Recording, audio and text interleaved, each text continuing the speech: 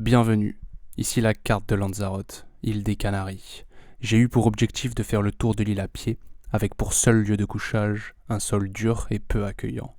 7 nuits au milieu des étoiles et 8 jours de marche. Un périple d'environ 170 km sur cette île volcanique pleine de sable, de cailloux tranchants et de vents capricieux. Une semaine de questionnement existentiel. Non, justement, pas de métaphysique ou de questions quantiques, même si j'ai cru virer solipsiste au 5e jour. Non, on est là pour du concret, voir les kilomètres défiler et des bivouacs improvisés. Cette superbe carte interactive, oui, vous déploie mon chemin parcouru avec à chaque ping une nuit passée. Je vous laisse avec les images de cette île époustouflante. Je n'ai pas exploré la zone foncée de cette carte qui représente le parc de Timanfaya, un endroit protégé et interdit aux pèlerins. Ni le sud. J'ai préféré ne pas rater mon avion. Bon visionnage. Ah, c'est la loose complet là.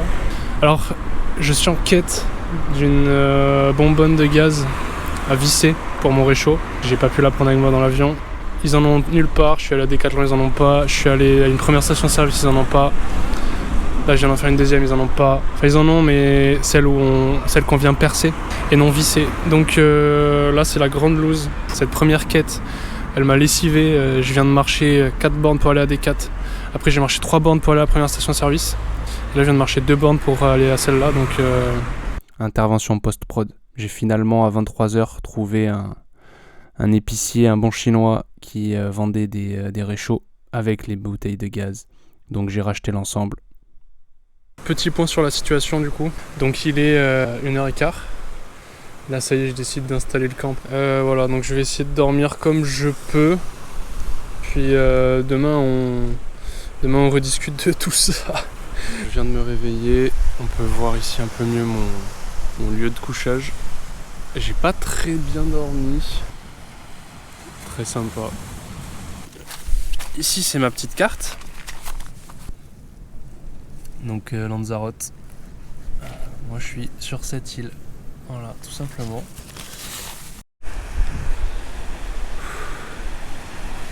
Apparemment c'est la seule journée un peu couverte de ma semaine ici. Ça va être ce genre de paysage assez régulièrement. Hier j'ai vu, par contre c'est incroyable le nombre de cactus. Vraiment tu sens qu'il n'y a que ça qui pousse ici quoi. Il n'y a vraiment pas d'arbres. Donc c'est pour ça que l'histoire du réchaud c'était vraiment primordial, parce que je peux pas faire de feu pour manger. Je me suis acheté un petit sifflet à Decat, je l'ai accroché à une sangle de mon sac et du coup avec le vent en fait il siffle, mais pas de manière continue, un peu aléatoirement, donc ça me fait une petite musique. Tiens, regardez-moi aussi la couleur de ces roches. C'est du basalte. Donc roche magmatique, petite plante grasse, une succulente. Il y a pas mal d'espèces endémiques sur l'île. Je vais essayer de me renseigner. Ah, je trouve ça effrayant mon dieu. Oh,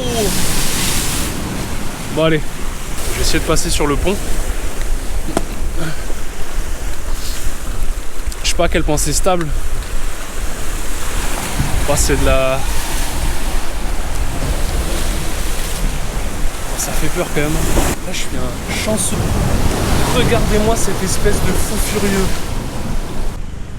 Des petits marais salins là. Salinière je crois, oui. Moi, je viens d'arriver à la Cueva del Agua, zone de psychobloc. Donc tu fais de l'escalade sans risque parce que tu tombes dans l'eau. Mais là ça m'a tout l'air d'être risqué. Ouais. Donc j'ai réussi à faire l'install. J'ai mis la petite bouteille. On entend bien le gaz qui sort, j'ai mon plat qui est là. Et du coup pour faire bouillir de l'eau, je me dis bon ben je vais prendre ma gamelle. J'ouvre et je vois une bouteille dedans. Oh, ma valise elle a passé l'aéroport avec ça dedans. Donc c'est forbidden. Et moi ça veut dire que j'ai marché pour rien. Bon, le truc c'est qu'elle est quasiment vide. Donc je m'en tire bien, enfin j'aurais dû quand même acheter tout cet attirail. Putain, mais regarde-moi ce décor. On se croirait en Arizona là. Bon, je suis jamais allé en Arizona, mais j'imagine que c'est comme ça quoi. Puis ce qui est bien ici, c'est que finalement, comme il n'y a pas beaucoup de végétation et que tu as des reliefs assez bas, tu peux pas te perdre. Enfin, si tu te perds, reste chez toi quoi. Regarde-moi ce caillou. Il a de la lave en fusion encore à l'intérieur quoi.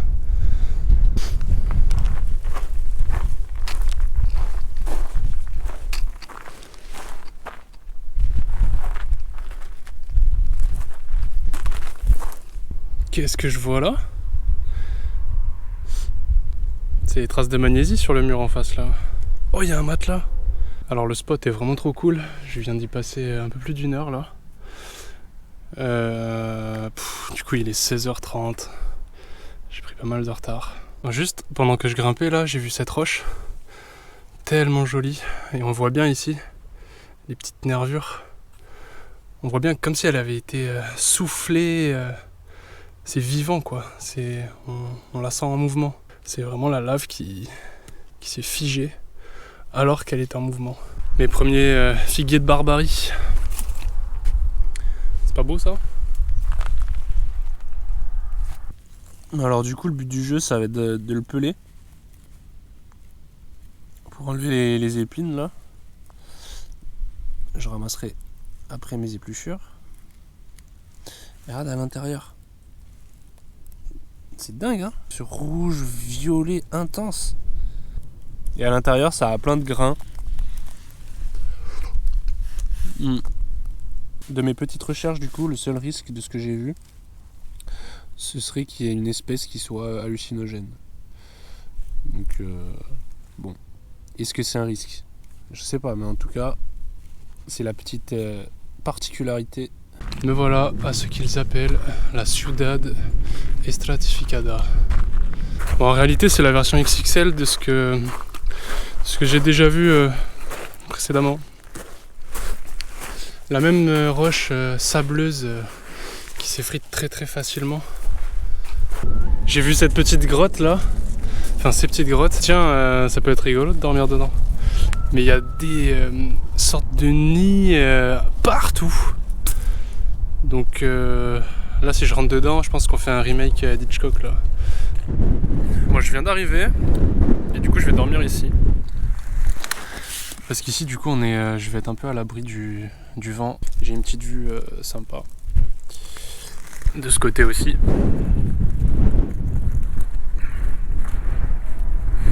Réveil, il est 8h. Bon, j'ai bien dormi.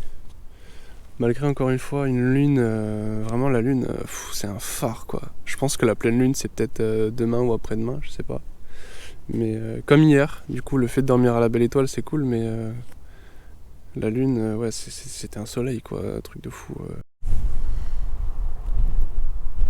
Allez c'est parti, nouvelle journée, on quitte le spot. Où là j'arrive dans le village de Guatiza. C'est beau ça aussi hein. Waouh. Là où il y a le musée des cactus, enfin le jardin des cactus. Là je mange un petit truc avant d'aller au jardin de cactus. Je suis tombé sur cette belle céramique là. C'est joli hein. Moi je suis au jardin des cactus là. Du coup il n'y a personne. J'ai même mon petit jardin privatif. Non je déconne. C'est blindé. On va essayer de faire quelques prises. Bon, je suis très gêné avec ma caméra là. Voilà, 8€. Bon la team, je sors du jardin de cactus et du coup au moment où je rentre, je fais 3 pas. Et là j'entends une guide touristique derrière et là je vois un énorme groupe de vieux qui vient d'arriver. Donc ils ont rempli le truc, il y avait plein de zones où t'avais pas le droit de marcher, ils y allaient pour faire leurs photos, enfin c'était hallucinant quoi. Et à un moment je te jure je savais plus quoi regarder quoi, les cactus ou le comportement des gens. Parce que dans les deux cas tu prends beaucoup de plaisir quoi. Et donc du coup la guide, c'est marrant parce qu'elle dit bon voilà, vous voyez c'est construit dans une enceinte parce que le vent, pour protéger du vent, etc. Et elle finit en disant ah oui et donc les toilettes sont en bas à gauche. Elle connaît son public, quoi, elle sait à qui elle s'adresse. Ça m'a fait rire quoi. Comme j'adore les plantes, ça m'a fait plaisir, c'était un peu ma visite payante, honnêtement les 8 € ça les vaut. Je me suis arrêté chez la maman du village là pour me faire un petit poulet basquez. Bon ça y est, j'ai retrouvé l'océan là. Il y a beaucoup de vent là aujourd'hui. Oh là-bas au fond, je vais être trempé. Ok, je suis content, j'avance bien aujourd'hui. Et petit point sur la temporalité, il est bientôt 15 h. C'est fou aussi parce que sur les sentiers, j'ai dû croiser un ou deux pélos, mais sinon il n'y a personne. Je suis seul au monde sur les sentiers. En version adulte. C'est sympa ces petits jardinets là. Ces couleurs là avec du soleil, ça fait de suite très très vacances quoi.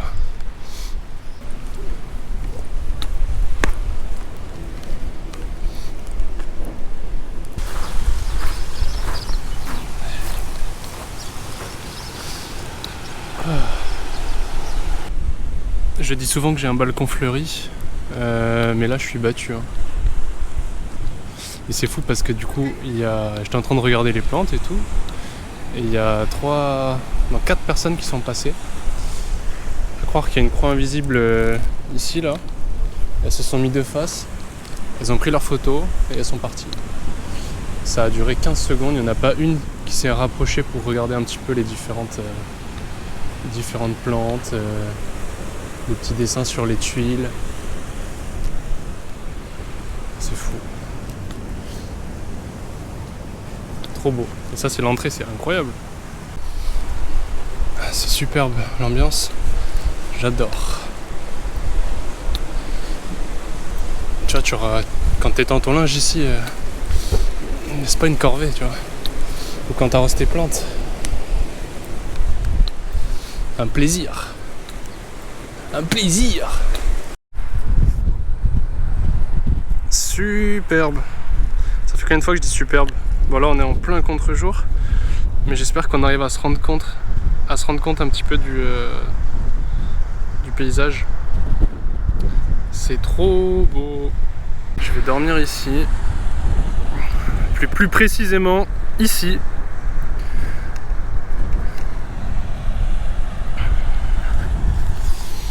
Là on va aller explorer un petit peu les fonds marins.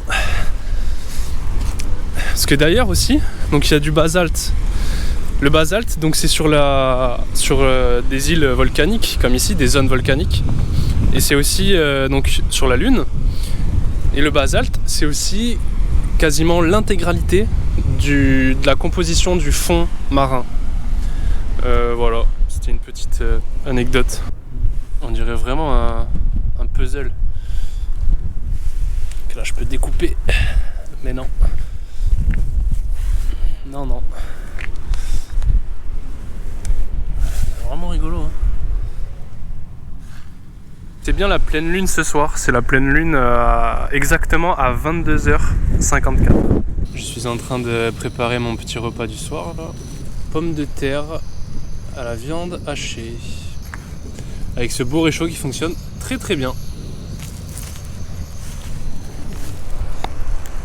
Et la lune, j'éteins la frontale. Mais vraiment c'est un phare. Finalement hier soir du coup en me couchant, j'ai vu une étoile filante. Et donc voici quel a été mon camp pour la nuit. Moi je viens de faire ma toilette là. Évidemment j'ai tout ce qu'il faut, hein. J'ai ma petite serviette, j'ai les petites chaussures comme ça là pour marcher dans les cailloux. Ça c'est un must-have vraiment si tu veux pas galérer dans les cailloux. J'ai mon petit savon, voilà. En plus dans l'eau de mer, tu vois, ce qui est bien, c'est que dans l'eau salée, ce qui est bien, c'est que ça désinfecte les plaies, ça a que des avantages. Hein. Là comme ça à la fraîche, ça te réveille, tu vois, t'es frais pour la journée. Et en y allant, j'ai vu des espèces de petits mollusques. Et j'ai vu aussi un ver mais énorme. Je vais essayer de le retrouver. Je l'ai retrouvé. Regardez-moi ce gros ver là. Ça c'est un animal, hein. Je sais pas à quel point c'est rare, à quel point c'est dangereux. Los Jameos. Donc là je me dirige vers Cueva de los Verdes. Bon la team, la visite elle était éclatée vraiment, la visite c'était nul. 15 € pour le coup ça vaut pas le coup du tout, je vous déconseille. Ça dure 1 heure, mais 1 heure parce que t'es cul à cul derrière papy mamie, derrière la famille de 5 avec 3 enfants en bas âge. Donc ça avance à 1 à l'heure. Le guide, lui, à l'inverse, il court parce qu'il sait que derrière il y a un autre groupe qui arrive. Donc t'as un contraste pareil assez rigolo. Donc toujours la même chose, tu passes un bon moment à la fois à regarder les roches volcaniques et à regarder le comportement humain, quoi. Donc ça vaut pas le coup. Par contre, le seul truc que j'ai appris là, c'est que du coup la montagne qu'on voit en face, c'est le Corona. Enfin la montagne, le volcan, hein, on va arrêter de parler de montagne. Le volcan en face, c'est le Corona. Il a été en éruption il y a environ 20 000 ans, 20 à 25 000 ans. Donc du coup, il y a eu des grandes coulées de lave. Et donc sur le dessus, évidemment, ça, avec contact avec l'air, etc., ça séchait rapidement. Mais à l'intérieur, du coup, ça a créé une rivière de magma. Le tunnel, il part du volcan Corona. Et il fait 7 à 8 km. Et nous, on va en visiter qu'un seul kilomètre. En fait, on a fait 500 mètres aller, 500 mètres retour. Et donc du coup, là, c'est les kilomètres restants que je peux potentiellement parcourir. Donc, on voit bien donc le toit, le sommet du tunnel qui s'est effondré, et c'est ça qu'on appelle un jaméo. Jameos. Regarde-moi ça. La forme des trucs. Je suis au milieu d'un tunnel de lave, une rivière de lave. Trop bien. Du coup, je viens de faire 1 kilomètre là. Et après, j'avais que ma frontale. J'avais pas le téléphone. Et je me suis dit, mais attends, si là ta frontale, d'un coup, elle clame, tu fais quoi? Et là, j'ai éteint la frontale. Et je me suis retrouvé dans un noir, mais absolu. Et j'ai dit, bon, c'est peut-être le moment de faire marche arrière. Là, c'est difficile. Je suis en train de traverser un champ de roches, là. Le sentier, c'est pas vraiment un sentier, je sais pas trop. Puis de toute façon, qu'est-ce que tu veux faire un sentier là-dedans?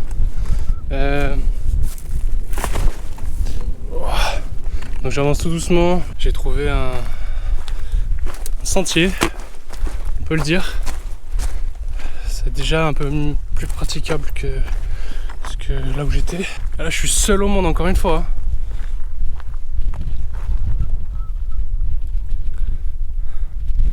Le Corona. Enfin, je retrouve la civilisation.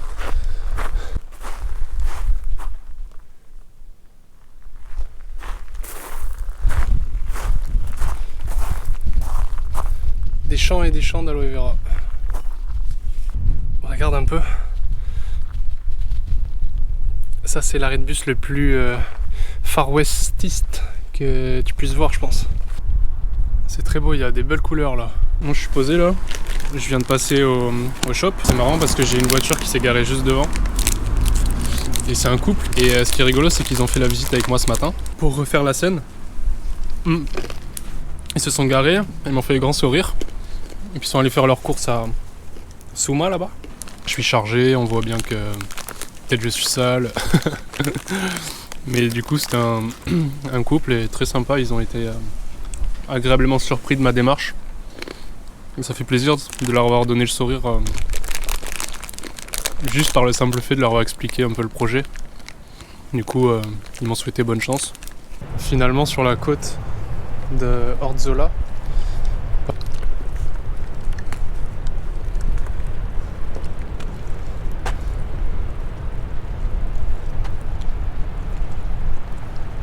Regardez un peu l'initiative citoyenne. La dame qui longe la côte là. Elle a un sac poubelle et elle est en train de ramasser les déchets. Et ça c'est beau. Et ça je salue. Bon, juste pour info, je viens de commander une petite parillada de poisson. Voilà ce qui m'a rapporté le gonze. Il a cru que j'avais des amis qui arrivaient, mais non. En tout cas, je suis avec les anciens là. C'est vraiment le bar PMU du coin, mais ils font la bonne cuisine. Bon, ça y est, je quitte Orzola. Il y a le coucher du soleil là de l'autre côté. Et moi, le but, c'est de passer derrière cette montagne. Donc, quoi qu'il arrive, c'est-à-dire jour ou nuit. Et ouais, le poisson, la poiscaille qu'il m'a envoyé, le frérot, il a pas rigolé. Hein. Après, je lui ai demandé une parillada, il m'a emmené 3 fois le même poisson, mais ça, c'est les Espagnols. J'ai la lune qui m'accompagne, c'est un truc de fou, quoi. Finalement, c'est ce soir que je fais le premier feu. Lever du soleil. Donc hier je suis arrivé vers 21h et j'ai installé le camp ici. Bon ben voilà la team. Premier volcan. J'ai pris mon petit déj au bord du volcan là.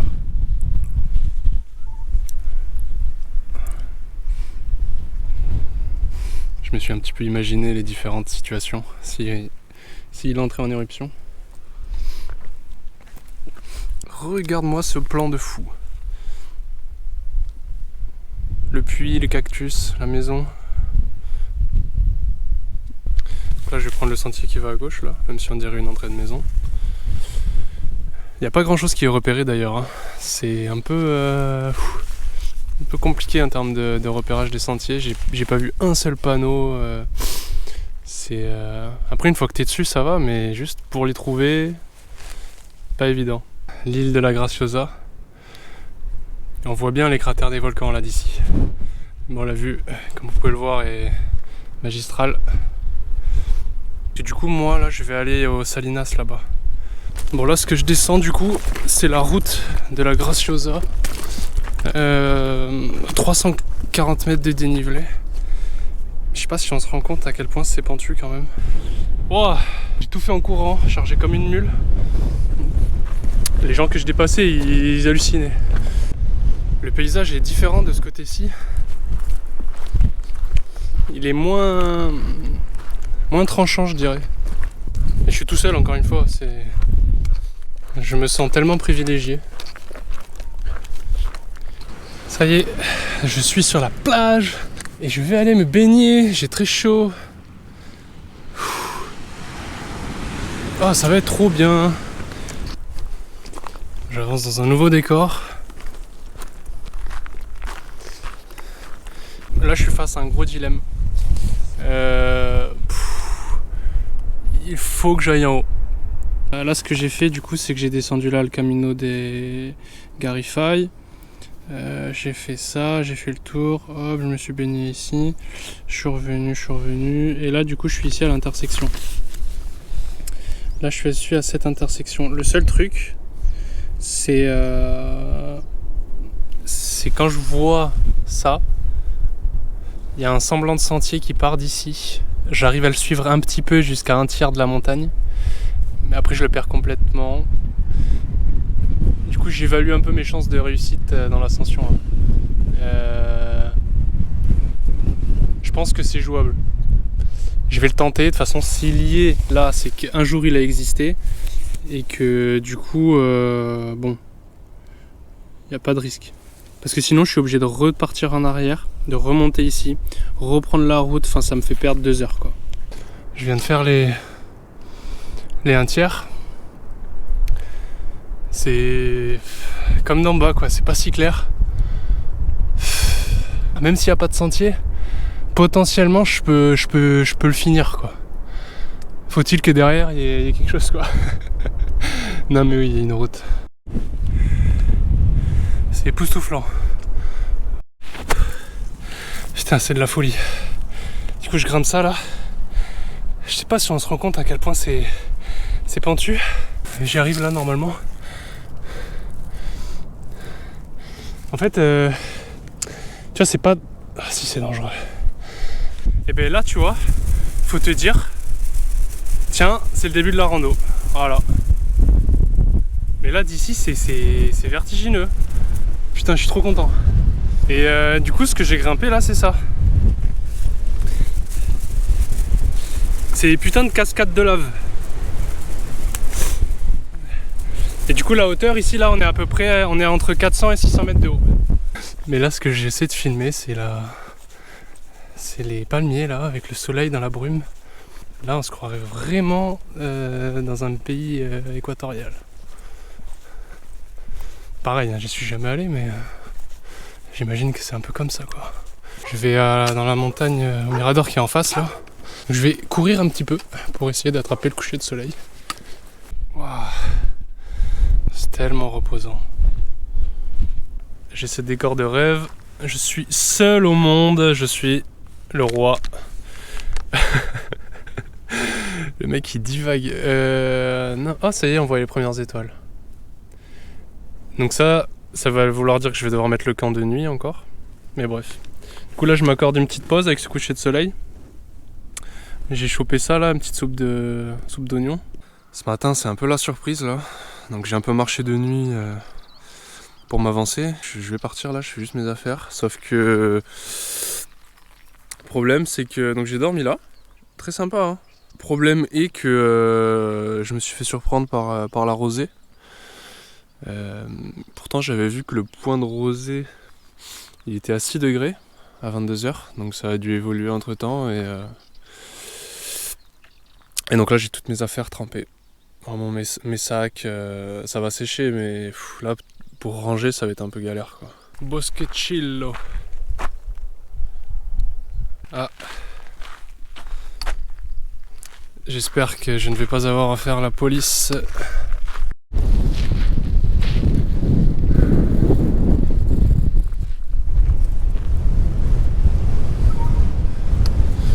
on va pas s'avancer trop.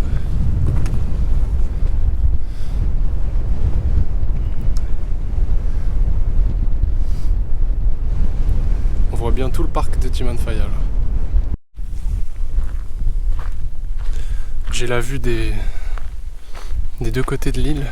C'est le sentier qui traverse l'île du nord au sud. Et d'ailleurs j'avance bien parce que donc, ce matin je suis parti, il faisait encore un peu nuit. Et là il est 10h à peine. Et c'est cool. Moi, je me suis posé ici là. J'en ai profité pour faire sécher mes affaires. Parce que bon, je me voyais mal ce soir dormir dans un sac de couchage trempé et un matelas trempé. Mes petites courses pour ce midi là. Après je vais aller visiter le centre historique. Apparemment c'est mignon. Pourquoi pas me faire un petit plat. Parce que là je vais manger tout ça, mais c'est juste j'ai trop faim, quoi.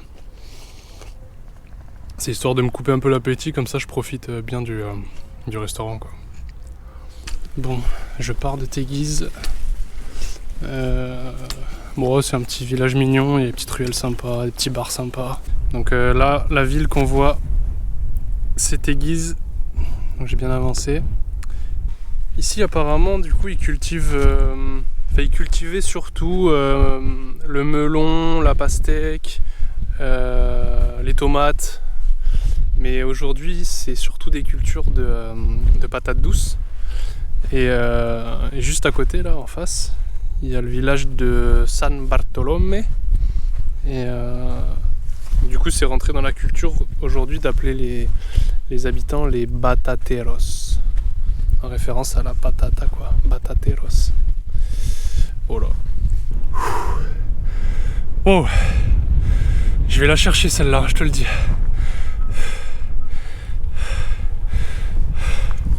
J'ai ça à monter. Puis on verra ce que ça donne. Mais encore une fois, les sentiers hyper mal repérés, j'ai dû traverser... Bref. C'est trop beau. Je pense qu'on voit rien, mais... c'est incroyable. Je suis arrivé dès que j'ai vu le soleil.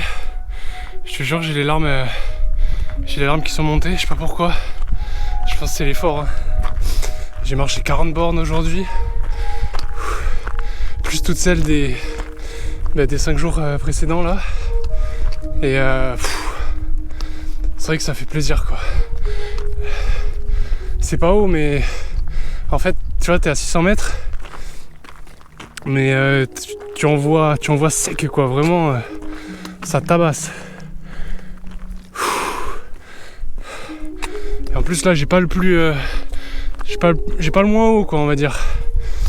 Oh là là, qu'est-ce que je vais être bien, je vais me faire une deuxième soupe. Oh, c'est trop beau putain. Oh là là. Il n'y a pas un chat encore. Allez, réveil. Je suis encore dans le sac de couchage. Bon, finalement j'ai dormi au sommet. Je viens de faire quelques photos là. J'ai mon petit livre aussi qui m'accompagne. C'est un truc que j'ai chopé dans une boîte à livres. L'enfant de sable, Tahar Ben Jelloun. Donc du coup je viens de me réveiller dans ce décor magnifique. Je viens de faire quelques photos avec mon argentique, mais les photos seront toutes floues comme d'hab. Et je suis tombé là-dessus. C'est sublime, on dirait un dessin vraiment. En face là, les parcelles qu'on peut voir. Pourquoi le sol est noir ici, et je le montrerai après de plus près. Et c'est des tout petits cailloux, ils appellent ça du lapilli. Ils mettent une couche de 10-15 cm pour pouvoir cultiver. Et donc le lapilli en fait ça a une très faible conductivité thermique et du coup ça permet d'isoler de la chaleur, du soleil. Et donc ça retient l'eau et ça permet de cultiver ici. Là on voit mieux du coup l'usage du lapilli. Et c'est des ces petits cailloux comme ça plus ou moins gros, mais pas beaucoup plus gros que ceux-là, à partir d'une terre complètement aride, sans ressources. Parce que ça c'est d'origine volcanique. C'est de la roche concassée et ils ont réussi à lui trouver une utilité quoi.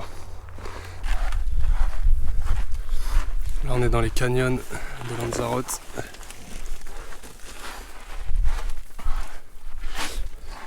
Même les scientifiques ils savent pas trop comment ça s'est formé.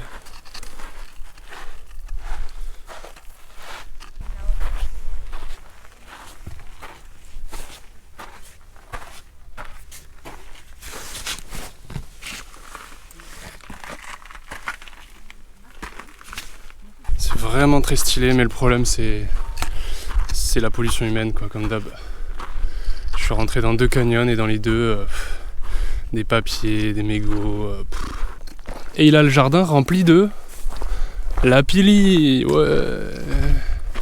Tu vois ce grand rectangle là, c'est bétonné. Et en fait ça ils l'utilisaient à l'époque pour récupérer l'eau de pluie quand il pleuvait. Et la stocker en souterrain. Donc là c'est abandonné. Puisque maintenant il y a la désalinisation. Mais c'était les procédés d'époque. Toujours sur le GR, j'arrive bientôt à Yaza, la région de la Jeria. Donc, tu vois, il y a des pierres partout qui forment des arcs de cercle. Typiquement, c'est exactement ça ce que je voulais montrer. Et du coup, ils font pousser des vignes et ils font du vin. Et il y en a à perte de vue comme ça.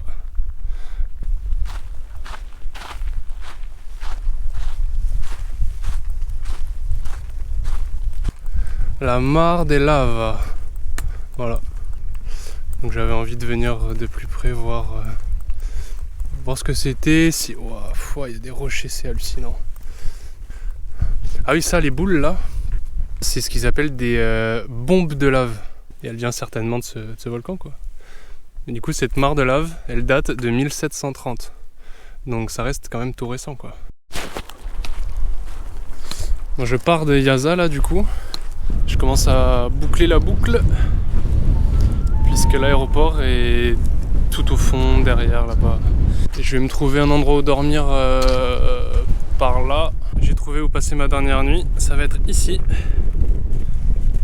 Avec une superbe vue encore. Ah superbe. Ouais, je finis en beauté là, je suis content. Et je me mets là parce que du coup il y a des pierres et je vais pouvoir me construire un petit abri. 7e nuit et dernière nuit. Bon, j'ai construit ma chambre. Le seul hic, s'il y a un hic, c'est que je l'ai bâti de telle sorte que le vent vienne de ce côté, quoi. C'est-à-dire que si le vent tourne et qu'il vient de ce côté, ben, je vais mal dormir, hein, vous l'aurez compris. Donc, j'avais vu un reportage d'une mamie qui disait que elle en faisait depuis très longtemps. Elle a monté une association du mur, de la pierre sèche et tout. Bon, voilà, chacun ses reportages. Et elle disait elle, qu'elle faisait au bruit. Elle prenait la pierre, elle la regardait, elle disait ok, alors celle-là, dans ce sens-là. Ah, et elle faisait ah ok, là il y a eu le bon bruit. Et j'écoute le bruit. Écoute bien. Il y est. Tu as entendu? Il a fait un petit clic. J'ai passé ma meilleure nuit, dernière et meilleure nuit. Bon, certainement que la fatigue qui s'accumule joue un rôle. Le vent n'a pas tourné, donc j'ai pas eu à souffrir des rafales. Bon, c'est l'heure de dresser un petit bilan parce que du coup ça touche à sa fin. Là je vais juste descendre sur la côte et longer la côte et arriver à l'aéroport. J'ai 4 heures de marche. C'était vraiment cool, c'était vraiment bien. Je suis parti un peu à l'improviste.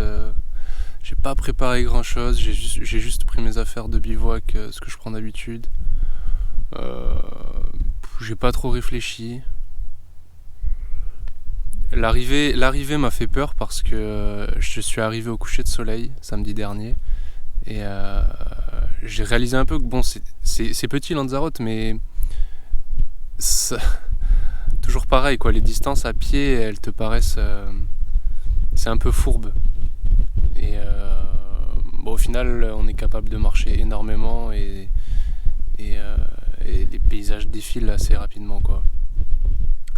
Mais ouais, trop bien d'un point de vue sportif, je suis content parce que j'ai pas eu de souffrance, j'ai eu mal nulle part, j'ai pas souffert au niveau des jambes, au niveau du dos. Au contraire même, j'étais assez surpris de voir que au fil des jours, j'avais de moins en moins de douleurs. Et après en termes de paysage, etc., j'en ai pris plein les yeux, vraiment, j'en ai pris plein les yeux. C'est toujours difficile de retranscrire comme ça, que ce soit par photo, vidéo ou quoi, mais vraiment, c'était incroyable. Et moi d'un point de vue émotionnel, c'était vraiment... C'est la première fois que je marchais autant. Tu penses que tu vas avoir du temps pour réfléchir, etc. Mais au final, ton cerveau, enfin moi le mien en tout cas, ça m'a empêché de cogiter. Et je pensais pas forcément, j'avais du mal à avoir des réflexions parce que déjà le terrain en soi, il faut rester quand même assez vigilant et concentré et du coup tu penses plutôt à dire ok, pied droit là, pied gauche ici, et c'est un peu ta principale préoccupation et t'as du mal à vraiment construire un raisonnement, tu vois. Et comme je me suis pas arrêté beaucoup, et ben j'ai pas beaucoup pu... Non, c'était génial, honnêtement c'était génial. Et je vais avoir un peu de temps, je vais pouvoir là me poser rien que dans l'avion, j'ai 3 heures de vol, je vais pouvoir penser à ce que j'ai fait. Et c'est vrai que c'est assez addictif, là je termine là et je me dis putain j'ai qu'une envie, c'est de repartir quoi. J'ai qu'une envie, c'est de repartir. C'est trop bien. Le fait aussi que j'étais hors saison et que vraiment j'ai été seul au monde quoi. Sur les sentiers j'ai été seul au monde. Je me fais surprendre parce qu'il n'y a pas de chemin pour aller à l'aéroport. J'ai essayé de faire du stop, on m'a pas pris. Donc là je m'aperçois qu'il y a aussi un grillage de ce côté. Donc je vais devoir forcer un passage. Là j'ai pas le choix clairement. Voilà, donc c'est grillagé partout comme on peut voir. Là c'est l'aéroport. Et la petite faille elle est là. Voilà. Parce qu'après ça c'est le département militaire. Donc je suis pas le seul pélo à l'avoir fait. Voilà. Pour les prochains. Voilà, faut vous situer. Et voilà, je vais passer par la porte de Narnia et on se retrouve en France. Allez, ciao!